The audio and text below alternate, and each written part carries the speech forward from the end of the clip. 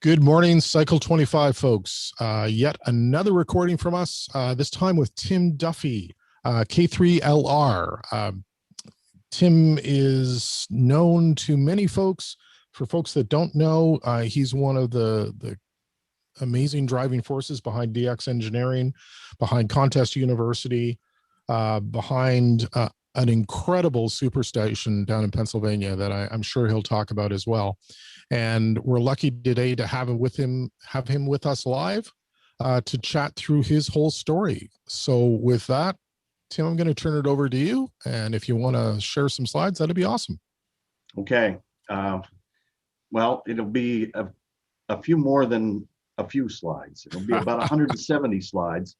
Excellent. We get our money's worth. Yes, you will. And but put on your seatbelt because it takes just 30 minutes to do 170 slides. So Excellent. things will be moving. But thanks so much, Rod, for having me today. And it's a real joy to talk to the group. And with that, we will get started here.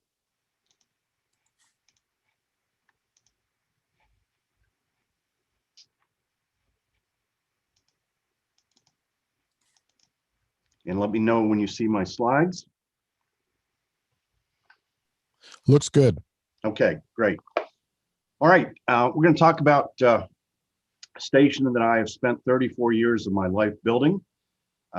This is the K3LR superstation. It is one of the largest amateur radio stations in the world. We have been doing multi contesting since 1992. And I was first licensed when I was 12 years old.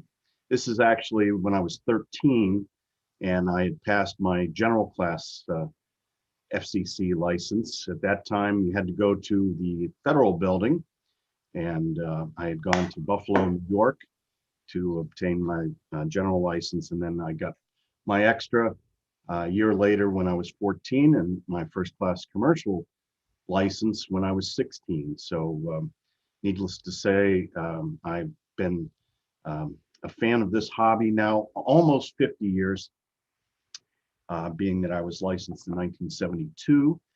And this was my boyhood bedroom where I had my station and lots of QSL cards from DX stations. And CW is my first language. It is still the mode I enjoy the most. I'm on CW every day making contacts. And so it has been a real whirlwind for this hobby.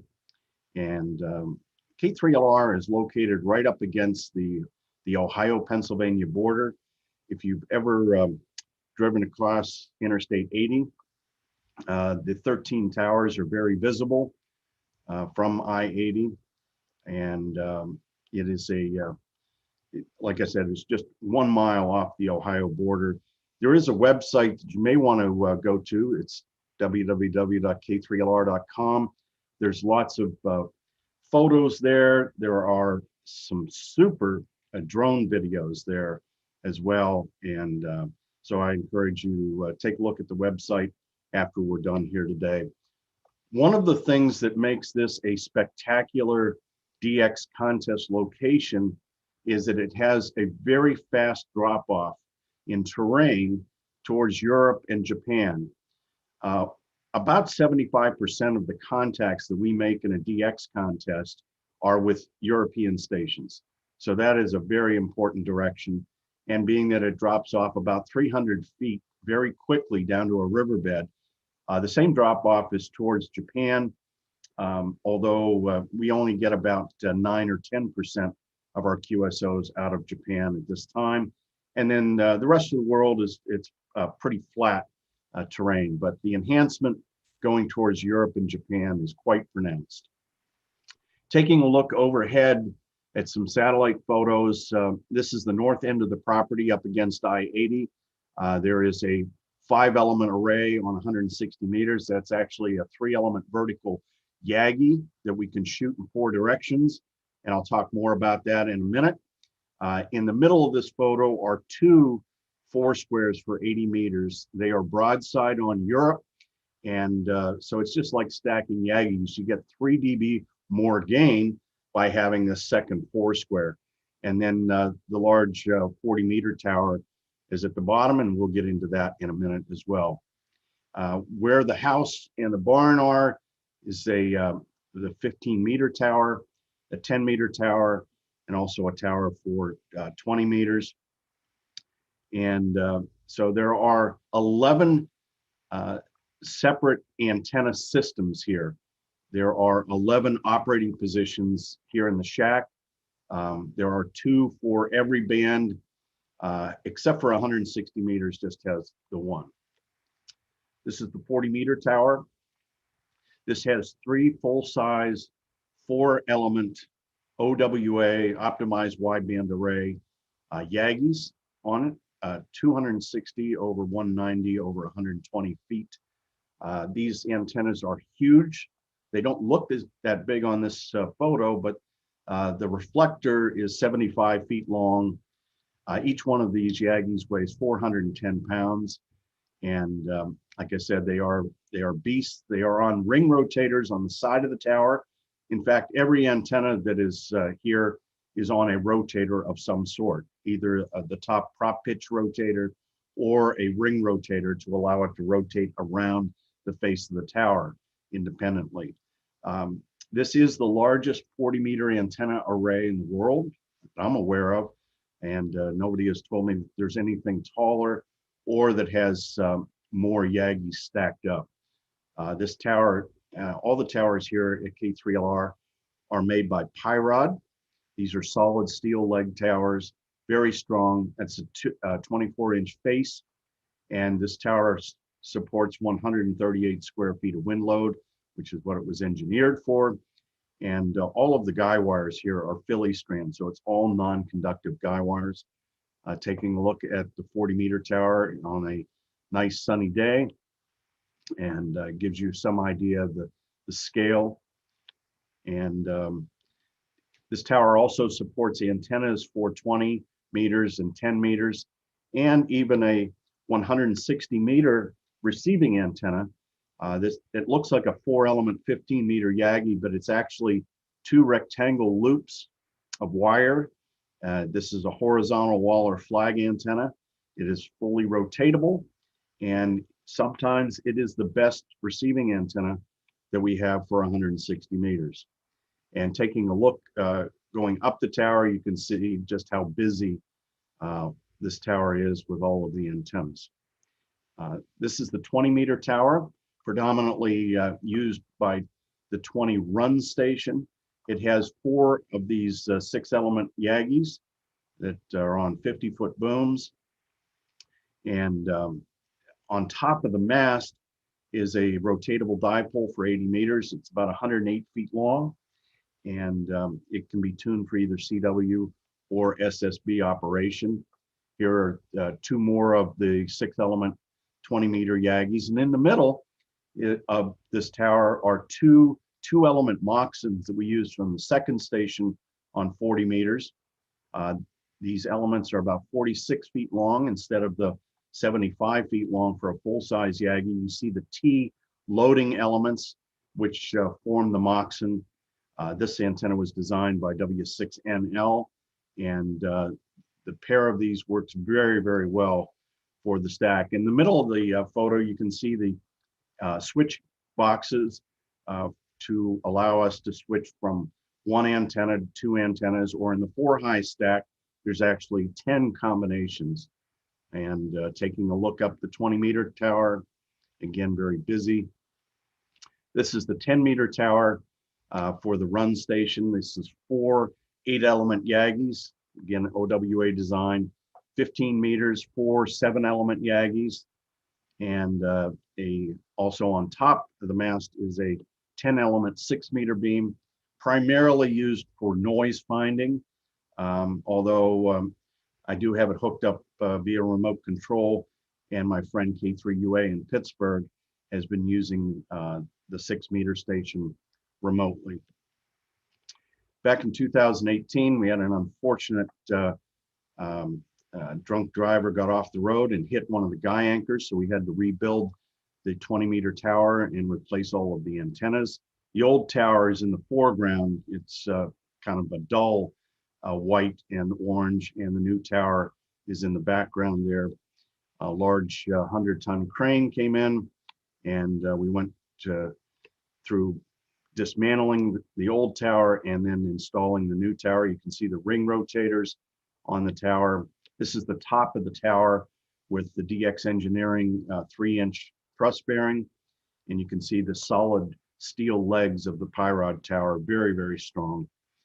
This is 2 out of the 4 6-element Yagis, and you notice that the first director is very close to the driven element, and that's what makes this an OWA, and it acts like a big fat driven element, and that's what causes the increased bandwidth.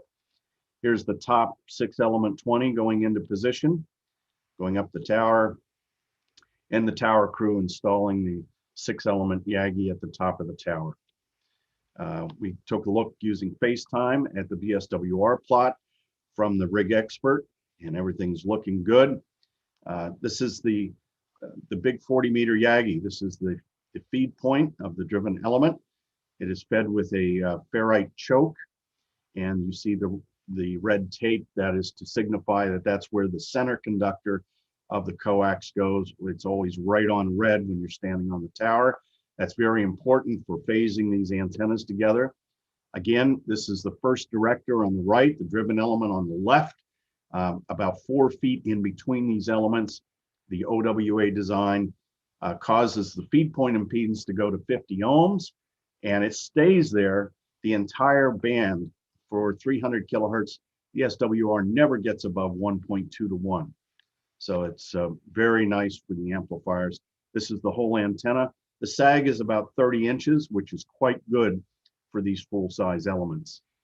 And in 2019, we brought the crane in to actually replace and upgrade the 3 40-meter Yagis. And here you can see the top 3-element or 4-element 40-meter Yagi going into place.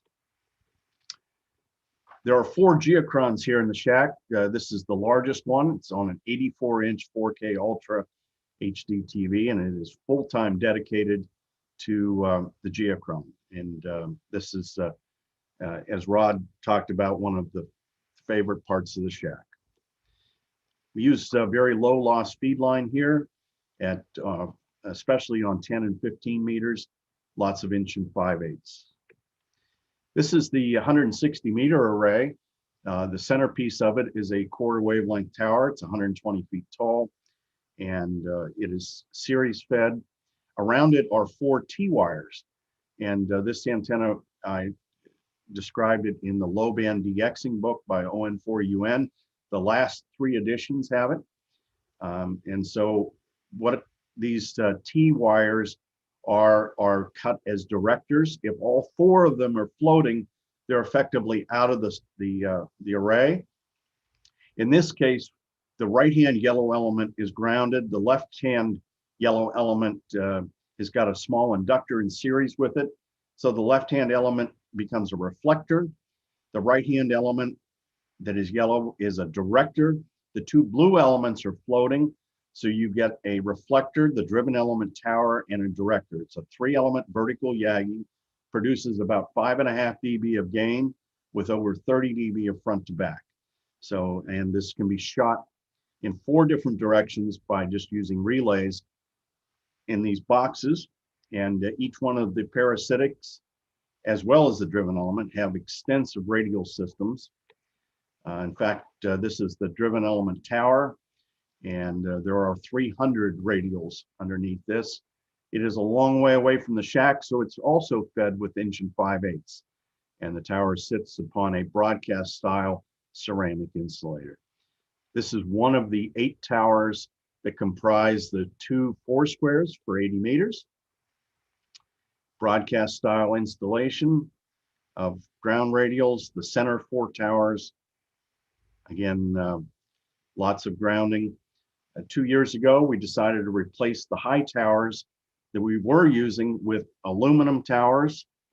And these are made by Universal Tower up in Michigan. And we've welded all of the sections together so that there's 60 feet of tower and then a stinger on top to tune it. And you can see the JLG putting them into place. Again, all welded together.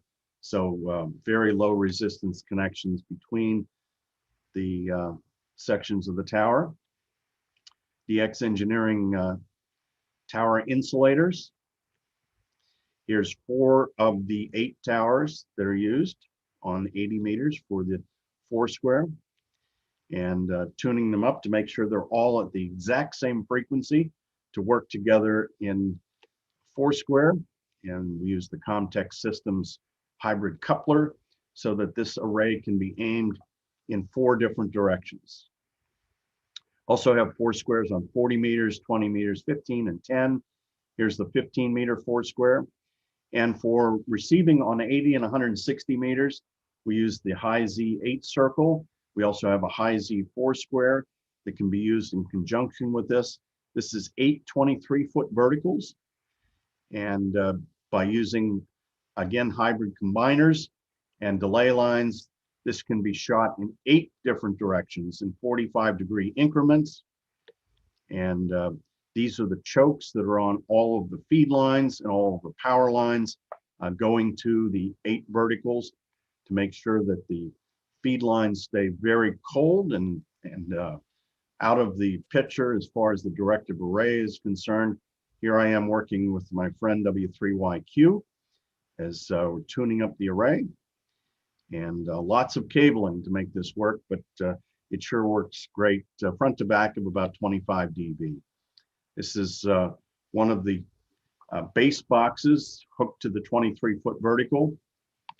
Inside is an element buffer and also chokes, one on the signal line and one on the power line.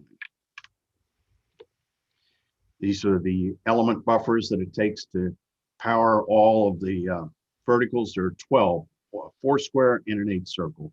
Inside the choke boxes, this is just simply 26 turns of 75 ohm coax on a number 31 ferrite toroid. This produces over 10,000 ohms of common mode impedance. So it is a very, very effective choke. This is the house at K3LR. It was built in 1865. In the 34 years that I've lived here, completely restored it, and including adding a world-class amateur radio station. This is our power transformer from the mains, 50 kilowatt. If that fails, we have a 50 kilowatt Kohler generator on site. This is an 8-cylinder Chevy engine, natural gas powered, and there's automatic transfer switch so that 7 seconds after a power loss, we're up on the generator. The shack here at K3LR, 11 operating positions. And here you can see the 2 positions on the left for 80 meters. And against the wall is the 160 meter position. And cable entrances for all of the heliacs and control cables. There's 2 entrances. There are 13 8-foot ground rods in the floor. So ground is very, very close, which is great. And operators having a good time operating. Here's Ward N0AX. Just wrote another edition of ham radio for dummies. And also is the author of the ARRL antenna book and the ARRL handbook. Doug Grant is also an author. He just released a book on contesting. And so this was during the ARRL DXCW contest. And some of the high bands have been not as open as we would like, but the new cycle has taken off, and we're very hopeful that this year we will have better conditions on 15 and 10 meters. N6MJ, gold medal winner from WRTC. These are 2 operators on 15 meters. Phil on the left is the run operator, and Dan on the right is the search and pounce operator.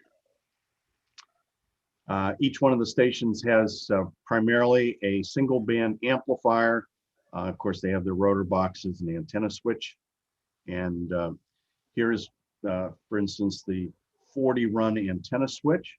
This shows the, at this point, all 3 antennas are being fed. So 1/3 of the power is going into each one of these Yagis. And then the matching is done on the, right on the tower so that the SWR stays perfect regardless of how many antennas are fed. You can also feed the top 2 or the bottom 2 or the high-low or any single Yagi. We talked about the 4-high 15-meter array. There are 10 different combinations of antennas that the operator can select. And here are N6AN and N6TV on 15 meters. And the operators have to work together because only one transmitter can be on the air at a time. There is a lockout box that makes it impossible to have 2 transmitters on, but the operators have to work together. In this particular case, they're feeding the bottom 3 antennas at 120/80/40. And they also have a heads-up display on the Drake W4 watt meter. Some of these watt meters were over 50 years old, so we actually had to put new SO239s on them. This is the rotor control stack for the big 40-meter array, and size does matter. It's an awesome antenna system. So here's one of the single band amplifiers, just using a single 8877, perfect 1500 watts output. Each one of the amplifiers has its own 4,000 volt power supply to power the 8877. This is the 20 run position.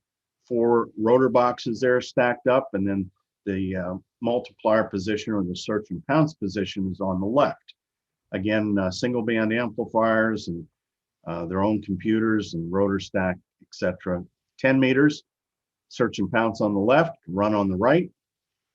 This is 160 meters, lots of boxes for the receive antennas. I operate the CW contests on 160, and N2NC, John, does the phone legs on 160. Here's the control for the horizontal Waller flag, as well as the DX Engineering noise canceling controller. We use this to actually phase multiple 160 meter antennas together for an even better pattern, and making sure that we lower the noise as much as possible. We use the Bose QC15 headsets. Noise canceling is very important with the noise of having 11 operators in the same room. We use the IC7851 at all the positions. Ergonomically, it is an outstanding radio. It has best-in-class performance, and it's very, very reliable. We've never had a problem with these radios in the 5 years that they've been here. This is Al, N5UM, who comes from Oklahoma City to operate with us on phone. And here's Al at 4:30 in the morning taking a power nap. But also to the right of Al is the new Intel NUCs that we've been using for about the past 4 years. They replaced all the towers. This is a complete Windows machine with solid state hard drive, runs on 12 volts, very RFI quiet. Another shot of NUC in the back. To share the 2 4-squares on 80 meters between the 2 stations, we have a custom designed switch box that W8WWV built, the 80-meter XL twin turbo +2, and allows very smooth switching between the 2 stations. Have high power harmonic filters that were originally at K2GL, now have found their way to K3LR. We use these on all bands, have harmonic filters to keep the interference down. When the operators aren't operating, they are hanging out at the DX barn. And after each contest, we turn on the DX sign that is probably 65 years old, still working fine. Inside the DX barn is a full kitchen, restroom facilities, shower, etc., sleeping for 8. In the back of the sleeping area is over 125,000 QSL cards that still need to be sorted someday. And the operator is having a good time. This is a CW contest because the keys are out. And of course, this is the 20-meter guys. And then on phone, you can see the boom microphones attached to the Bose headsets. Sometimes the operators in the middle of the night will take a little break, waiting for the band to open. Use foot switches from VX Engineering. You can't destroy these. They're very high quality. This is the lockout box between the run and the mult station to make sure that only one transmitter is on the air at a time. And here is another one of the lockout deals with the gray box. The LED is off. Now the LED is on. That lets the multiplier station know what status the run station is. When the red light is on, the run station is transmitting. Also, this is the control box for the 22nd station. BIP is both in phase, BOP is both out of phase, and also control of the receive four square. And we like to have a good time. Having the operators enjoy themselves is very important. Otis comes here for ARLDX phone. He's fluent in Spanish, which is very important to be a 10-meter operator. And these guys are waiting for the band to open. There's a CW contest with Justin G4TSH from London, England, one of our superstar CW operators. Justin having a good time, along with Phil, K3UA, another tremendous operator. And you can see just about all of the positions are manned in this photo. 40 meters is on the left with the two radios and two amplifiers for 40. And then going around the room, 20, 10, 15, 160, and 80 meters on the center table. I am very excited about youth in amateur radio. This was Team Exuberance, 2019 WPX phone. That's Bryant, KG5 HVO, and the run station on 20, and Violetta, KM4 ATT on the second station on 20 meters. Here's David, BE7DZO on the left, and Levi, K6JO on the right on 40 meters. They operated in the multi-2 category. Here they are filling out thank you cards to, they raised over $5,000 to travel to K3LR to operate. All of the youth did all the operating. There's Tommy, HA8RT as well from Hungary, and from New England, it's Marty, NN1C. And these 6 operators operated 48 hours. Marty had put together a plan that said they would do very well if they worked 3,800 contacts, and he had it mapped out by hour. The youth did all the operating. All the adults did was make sure that they were fed and watered. After 48 hours, they had worked over 6,000 contacts. They were #1 in the United States, #1 in North America, and #4 in the world. They had never operated together before. Many of them had never even met each other before this. So it was an incredible story. Here's young Michael, W3MLJ, operating K2M. And in fact, he was just here last weekend operating K2M again. He's now 16 years old, and he had incredible rates on 20 phone, and very proud. We host one day of K2M here every year. This year, working almost 3,000 contacts in 7 hours. We have visitors from all over the world. This one's from Finland. Here's Riley Hollingsworth, very famous FCC guy, K4ZDH, and Hal Turley, W8HC, a famous DXpeditioner. Riley came up to give K3LR the white glove treatment, and we passed with flying colors. You can see another one of the geochrons in the background there too. We're big in analytics, keeping statistics on everything that goes on in a contest, how we stack up against our competition, and always looking for areas to improve. This used to be the CW skimmer rack. It's now been replaced by the NUCs. There are 6 NUC computers that power 6 SDR receivers from Perseus. And so we contribute to the reverse beacon network and the CW contest. Here you can see the Perseus SDRs. And lots of ferrite here at K3LR to keep the RFI under control. Power distribution for the Nooks, linear power supplies. There are no wall warts allowed at K3LR. Everything is a linear power supply. And the background noise is S0 on all bands. So that's one of the reasons is the fact that there are no switching supplies here. We make coffee 1 cup at a time using the Flavia system. Try to provide healthy snacks for the 12-person operating team. We have our chef Sal, WM2H, takes care of the kitchen.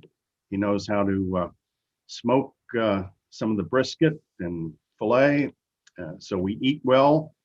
And N2NC told me years ago, the Army travels on its stomach. So we do try to eat well. Breakfast is cooked to order, and the operators eat while they are operating. We use the wind test logging software. It's a very, very good software, very stable. We've been using wind test since 2006. And here you can see one of the morning JA openings on 160 meters, and also working Thailand on 40. Keeps track of the score. Can't wait to see 10-meter numbers like this. 3,242 QSOs, 170 countries. Those conditions hopefully will be back in a few years. I'm a voracious QSLer. We send QSO cards out to everybody we work. And we do keep a database so that we don't send card after card after card. But about 50 pounds of cards every year go to the outgoing bureau. I like t-shirts, so this Team K3LR and CW. After the contest is over, we compare our scores with other multi stations. And so after the contest is over and comparing those scores, we have a pretty good idea of how we're going to finish. We're very thankful to have great competitors like the W3LPL team, sometimes KC1XX and our 4M and others. And it's the spirit of great competition, very fair competition, a lot of respect between all the teams. Sometimes we win a plaque. We have been participating in RTTY contests, and this was in 2016. We were the North American winner multi-single low power. This is what a typical team looks like. ILTHRS, I love this ham radio stuff. And Sal brought his girlfriend, Olivia, with him. She was the sous chef that weekend. And so this is what it takes to do a full-blown multi. Another team, CQ Worldwide CW, and folks from all over the world. And really good friends. I've known many of these guys 50 years. And it's incredible the friendships you can have because of amateur radio. And one of the other things that I'm very proud of is that we give tours here a lot. In fact, in a normal year, which we're getting back to normal, we'll give 20 tours from clubs that travel 4, 5, 6 hours away. And this was the University of Pittsburgh, Pitt Panther, W3YI Club. They came up with their faculty advisor. We spent a whole day talking about antennas, talking about college life, talking about life after college, and talking about amateur radio. So I'm always pleased to have clubs that tour here at K3LR. So that is my slide deck, and just a little bit over 30 minutes this morning. Amazing. First off, Tim, incredible timing on this. When you said 100 slides in 30 minutes, I was thinking, yeah, right. But wow. 170 slides, right? 170 slides. Double wow. Very, very intense. I'm sure we've got some questions. If anybody wants to unmute and ask questions on there, then let's do that. Let's start with Vince. Well, Tim, thank you very much. It's awesome to see so many things and so many little details. And so I'll pick on a detail. you showed a photo with a close-up of a beam under construction on the ground, and there appeared to be, and it was the center plate of the driven element, so there's an insulator there, and it appeared to be some sort of copper paste that was not only on the bolt, but a little bit smeared on the beam element, and perhaps, did I see it, underneath the big heavy U-bolts as well? Yes, so that is Jet Lube SS30, which is an antioxidant as well as an anti-seize. So you will see that on all the U-bolts, and you will see that also we use that to put the aluminum elements together as well. Awesome, thank you. Available at DX Engineering, you might add. Of course. Of course. Say the name of that again, Tim. Jet Lube SS30. That's DET lube. Jet, J-E-T. Very good. Other questions? Just raise your hands if you're on camera. So Pat, Tim, go this ahead. is Pat. Thanks for the presentation. I really enjoyed it, and it may come to a surprise to some of you, but I don't have a contest station like yours, so I'm not really that familiar with how they run. But in a general week, I mean, I look at the presentation, I see computers and wires and light bulbs and switches and guy wires and everything. In a typical week, how much care and feeding goes into just keeping this guy alive? A lot. There's a tower crew typically here 3 days a week, and we have a long list of between maintenance items and also things that we want to do to improve. So there's steady improvements going on all the time, Pat. But it does take a lot to maintain because during a contest, I'm a host, I'm an operator, I'm also the chief engineer. So if something were to break, so the idea is to make it ultra reliable. This is not one of the most complicated stations in the world because complexity comes with the chance of problems. So everything is, I try to keep this as simple as possible, yet highly effective. But virtually every day there's some thing that needs to be done. It sounds Yes. like. Yes. My other question was, you showed a picture of the towers on the ground and you said you had tuned them. But you know, what I know about antennas, and that's not a lot, is anytime you move an antenna, everything affects everything. So how does that antenna get detuned, or does it get detuned as you mount it on the side of a tower? And if it does, what do you do then? Oh, so the antennas are, the Yagi antennas are built directly to the model. So I trust I trust NEC implicitly. It has never let me down. I've made extensive measurements of pattern. Obviously, VSWR is easy to measure, but we have made pattern measurements. I'm quite pleased with how it lines up. So there are no changes made on the tower to the antennas. Okay.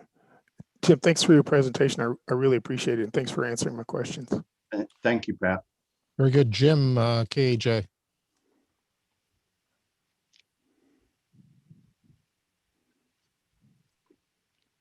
Yeah. It wouldn't be a Zoom call without this. You're muted, Jim. Okay, I'm letting him go by. Next question. Hands? Anybody? Oh, I know there's questions out there. I was going to ask you myself, Tim. In the last year, I mean, this has been a frustrating year for everybody. Have there been particularly new challenges for you in terms of the daily operation or the weekly operation of the station, other than the obvious, like supply chain issues or things along that line? So from the station standpoint, we did not have multi operations for the past year. We did have, I had 2 operators doing single bands here for all the major DX contests, but we did not have multi. The plan is, and I've got commitments now from almost all of the operators to operate multi in October and November. And of course, W3LPL also did not operate in multi during the pandemic. So, but we expect to be back to full strength. The supply chain issue has not hurt here because, the radios and the amp, these amplifiers are all home brew amplifiers. Everything is in place for the most part. So supply chain hasn't hurt K3LR. Supply chain has hurt DX Engineering, like almost everything else. So, but we're slowly recovering. Very good. Do you have a particular piece of technology as a favorite in the last year or two, or something coming out that you're excited about? Well, I think the Nook computers freed up a lot of space in the shack, and they're highly reliable.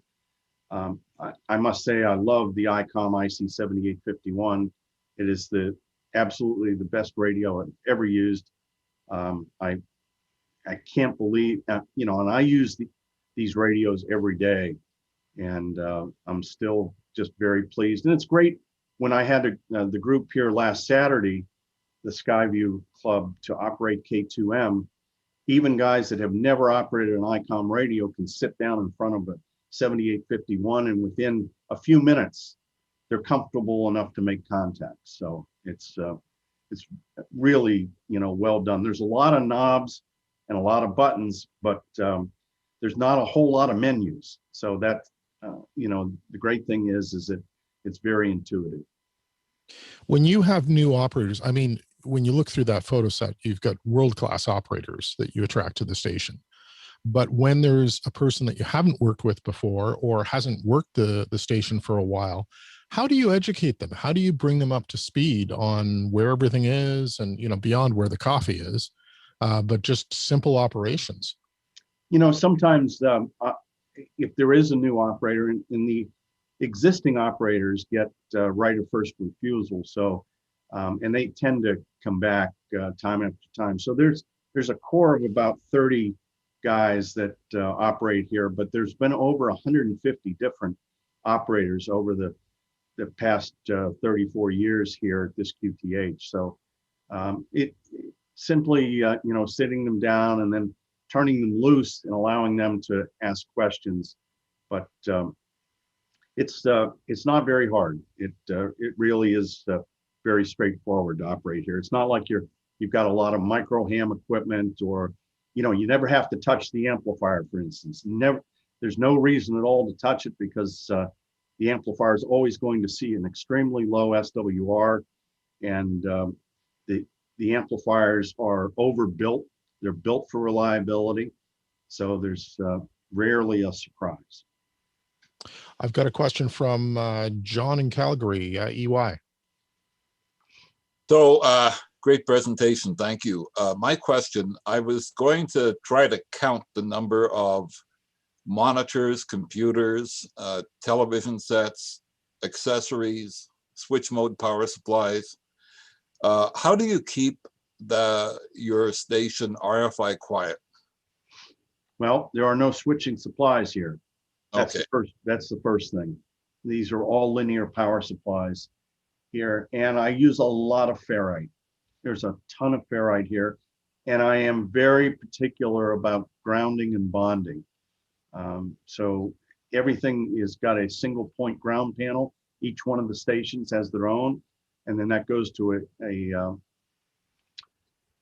this field of ground rods that are underneath the desk. So everything is very well engineered from that standpoint. And so there are no surprises when it comes to the fact that when you do things the right way, engineering wise, you end up with a very low noise floor. So do you sort of have like a 12-volt linear bus for each station sort of thing, or? No, actually, each station has, there are a lot of linear power supplies here. I like to keep the isolation that way from the standpoint of, for instance, each one of the Nook computers has its own linear power supply. Each one of the antenna switches has its own linear power supply. So the only sharing that's done is on the CW skimmer receivers. I do share a big linear power supply with them, but when it comes to the actual stations themselves, there's several smaller power supplies.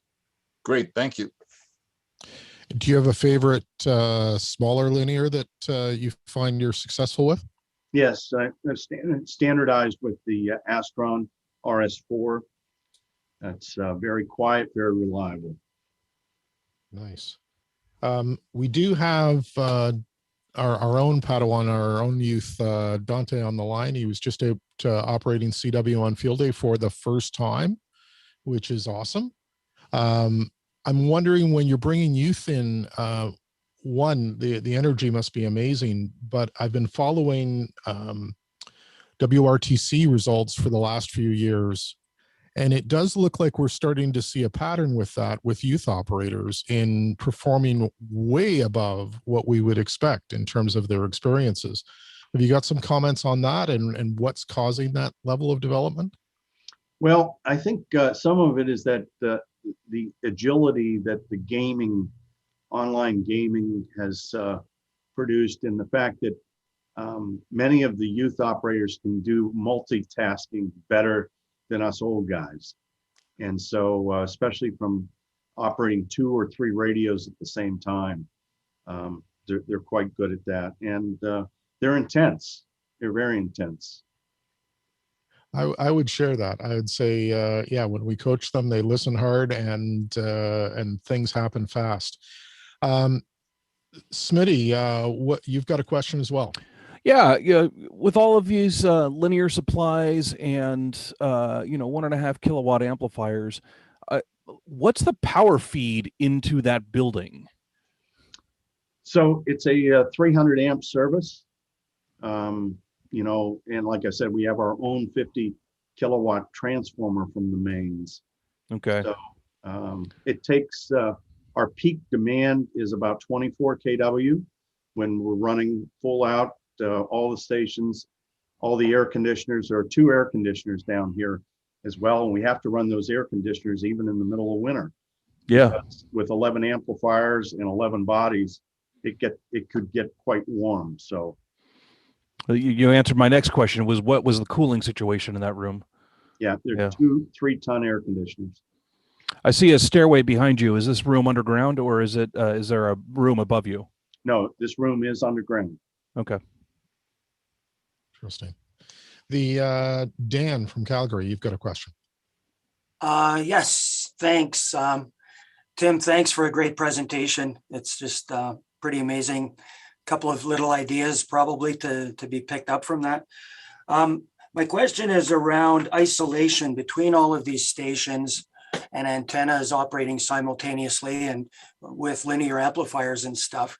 I know from our experience during field day, for example, even 4 stations, we tend to kind of interfere with each other just a tiny bit. What is your treatment for that? What's your solution for that? So these, I showed 4 squares on 40, 20, 15, and 10 meters. Those 4 squares are the secret to allowing 2 stations to work together in the same band. So for instance, on 40 meters during a DX contest, primarily the operation is from 7128 to 7200. So, there you have about 72 kilohertz to work in. And we're going to have 2 stations. We're going to have one station calling CQ, the other station doing search and pounce. And so the search and pounce station primarily listens on a 4 square. And that gives about 25 to 30 dB of polarization diversity. And that allows it to knock it down. And the transmitters are very clean in the ICOM radios.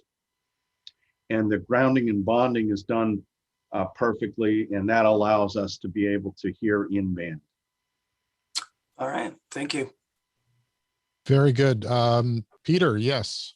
And everybody else, by the way, just indicate that you've got a question in the chat if you need to, but Peter West, go ahead. Thanks, Rod. I just got to add to that. Unfortunately, Tim, we don't have your space and whatnot here on the suburban lot. So we ran 2 stations with our new hams simultaneously on QRP, 5 watts, one on a vertical, one on a horizontal wire.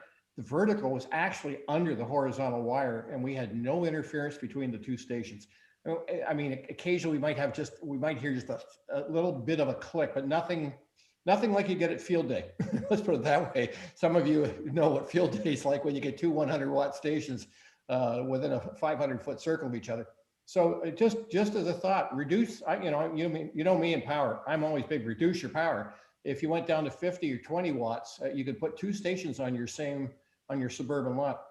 I'm considering now putting a DX Commander vertical on the front yard temporarily, as you can imagine, for multi contests here. Because I like having the guys over, just like Tim. Mine's much more modest station, but I love having the guys over and we work a contest. And if you reduce your power on a suburban lot, good grounding, and I do need to fix my power supply situation. There's no doubt about that. But even now, my noise floor here is S2 on a Saturday. Although we're getting deep fading now on 20 meters, which takes me out as QRP. That's the one thing that happens with QRP. You get QSB, and I might as well go for coffee. A bigger station can survive that. But just add, QR, reduce your power. You can run multi on a small lot. Back to you, Rod. Very good. So a question there on, with the NUCs, you've got a much more stable environment for your hardware piece of the computing. How are you dealing with the thing that we all suffer with around Windows and updates and keeping everything updated and synchronized? Well, these computers that are here in the shack, and there's about 20 of them between the CW skimmer, some spares, and then all the stations. They're dedicated, so they don't do anything else in their life. They're dedicated to logging. That's it. So, so when you have dedicated resources like that, it's pretty easy. You get all the updates and load all the same contest logging software, and then leave them alone. So, yeah, it's because they're dedicated that I think there's a high success rate of not having trouble with the computers. Very good. Hey, another question that's on everybody's mind, because we're all missing it, is when does Contest U get back together again? What are we looking forward to for our next date? And are there going to be any changes or additions? Well, the big change is in the location, the Hope Hotel. So, but other than that, Contest University will go back to, same in person. There will be a greater emphasis on online, availability of content. And we're also, we'll also have new professors.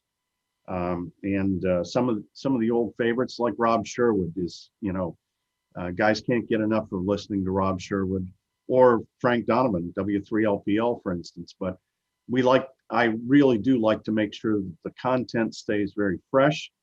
It'll just be great to be back in person again. But 2022 is a go. Do you think we're to the point where we have maybe youth topics that we can start working on? Well, we've been doing that. Yeah, we've been doing that. Of course, on the online one that we did just in May, we had Philip, DK6SP. He gave a very, very good youth talk. So we will have youth incorporated into all Contest universities going forward. Fantastic. Looking out there at the audience, any last questions? I can't believe this crowd is shy. Oh, Jim, AJ. Yeah, Tim, the other AJ. Yeah. Tim, do you have any antennas at all for the work bands? No. That's just because there aren't any contests there. It's just I've really tried to concentrate on the contest bands that are going to make a difference in our scores. So I don't think I've ever made a contact on 12, 17, or 30 meters. So it's just maybe someday, but there's plenty to do by just concentrating on this. Second question, Tim, with the jet lube, getting it into Canada or getting it out of the US is an issue in terms of shipping. Any ideas on that? I don't know that we have a restriction on ground shipping into Canada for that. Okay. I think you know, air, yes, that would definitely be a problem, but I think ground shipping should not be a problem. We ship very, very fast to Canada. Right. Okay. And then Jim, you can Jim, specify excuse me, then. if I'm hearing that there's a desire for this in Canada, I'll have a chat with Greg about that. Okay. Sounds good. Hey, Tim, you mentioned you showed the individual computers you have there in the shack. I didn't quite get the name of them. They're NUC, N-U-C. N-U-C, it's made by Intel. Yeah, you can also search under Next Unit Computing, but yeah, NUX, and they're both available new, and there's a lot of them on the used market for some of us that scour that, simply because they're heavily used in things like digital signage and other activities. Right. Tim, what do you use for a server to link them all together for your logging? Actually, the logging software sits on each one of the NUCs, and there's an Ethernet connection between all of the computers, and so each NUC has a copy of the log. There isn't a server. Well, so each individual station has a copy of everybody else's logs? Yes. Mm-hmm. Oh, interesting. There's redundancy for you. Yeah. Yeah. Thank you. Okay, any other questions? Jim or Peter or Bob? I feel like I'm doing the romper room thing. Yeah, Tim, I have a non-technical question for you. You mentioned earlier in your presentation that you got your license in Buffalo. Yeah, I took my general. Actually, I took my advanced and extra in Buffalo, my general in Pittsburgh. I was wondering if you found that going into that federal building in Buffalo was intimidating. Very intimidating for a 14-year-old kid. Me too. I did it. I took my general there too, and it was definitely intimidating. Very good. Well, thank you. Tim, this has been amazing. We love to hear you talk during Contest U. We love to hear you talk during the online events, but it's a real privilege to get you to our little crew and to be pretty interactive with it. So thank you so much for the presentation. The station is, as always, incredibly impressive. And I love the level of detail that you go into when you do these presentations. Well, thank you very much, Rod, for having me. I want to say hello to my good friend, Bob Heil, who I see there, and always great to see Bob. And to those of you who are DX Engineering customers, I thank you very much for your business. I can tell you that we work very hard for every one of our customers to make sure that you can have as much fun as I'm having in this hobby. To those of you who are not DX Engineering customers, give us a try. I think you'll be pleasantly surprised. Orders over $300 shipped free to Canada, and we're the only guys doing that. And if you go through a Canadian experience with us, sure, I want to hear a TCP joke. What was that? I didn't hear what you said. Joke? I'll tell you a TCP joke. George, mute yourself. I feel like I'm in the right crowd. Oh, okay. Did you guys say more? There we go. Sorry. Thank you. I know where that came from. Yeah, me too. Yeah, and by the way, as background, one of the interesting things about this group, Tim, is that I know, from the accents, you see a lot of Canadian accents from Calgary and from Toronto, but we also have Californians in this. This is, in fact, quite a North American group, including Bob joining us as a pretty regular participant. So it's been fun. Last week we had Scott McIntosh doing cycle 25 predictions. I think you've heard of Dr. Scott McIntosh on there. If not, we recorded him last year or last week. Feels like last year. And wow, that was really promising. So we're getting, some amazing talks. So happy to have you join us for that. And again, thank you for that. And with that, maybe I'll turn it over to you for. Rod, I think we should also just thank Tim for all of his help during the DX dinner to the Canadian contingent, because we never get around to reserving a table. And at the last minute, we find Tim and we say, can you point us in the direction of a table for the Canadian guys? And he always does. He's always come through over the years. And I know it's a bit of a pain because he's busy, but Tim, we just wanted to thank you. It means a lot to us. As you know, the one year that we went down there and cleaned out the prize bin on you, we apologize, but we're not sorry for it. Not really. We always have a great time, and we meet some amazing people at that dinner that we would never, ever meet. And we get an idea of just what a wonderful worldwide fraternity that we belong to. And just wanted to personally thank you, Tim. It's been a highlight of my ham radio career. That's for sure. Back to you, Rod. Terrific. Okay, I will let you close, and then we're going to close off this session. So any last words, Tim? No, that's it. We look forward to seeing many of you back at the contest dinner and Contest University, the Top Band dinner this coming May. And I wish you all good luck. And if we can help you at DX Engineering, give us a holler. We'll do everything we can to help you have more fun, get on the air, and hope to hear all of you. Thank you, Tim.